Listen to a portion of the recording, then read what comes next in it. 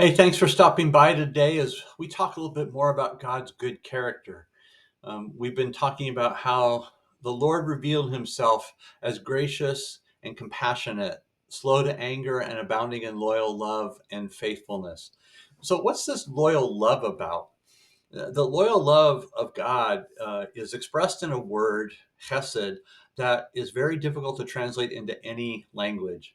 Michael Card calls it the inexpressible word.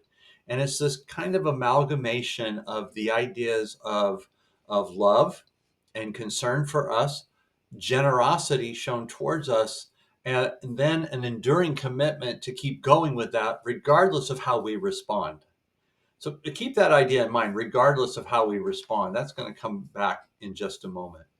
One way we might picture Chesed on the human level is in the story of Ruth.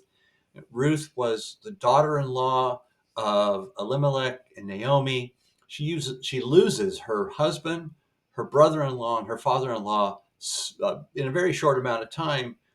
And then Naomi says, I'm going to go back home. You go back home to your father and God be with you. And Ruth says, no, I'm going wherever you go. I am committed to you. I have chesed for you. It's not because Naomi was worthy of it. It's because it was in the character of Ruth. And so what Ruth shows us is, what does it look like to have chesed for someone uh, for whom they're not deserving? We're not worthy, right? We're not worthy of the love of God, and yet God plainly shows that He has Hesed for us. Somebody that He showed Hesed to was Jacob. Jacob was totally unworthy of the love of God. He tricked his brother out of his birthright. He tried to pull one over on his distant relatives, and yet when he came back to the land, he prays to the Lord and says, I am so unworthy of the chesed you've shown to me. You've been generous to me, God. You've been faithful to me, God. You have been loyal to me. Um, it wasn't because of anything in Jacob, but it was all because of the character and the nature of our good God.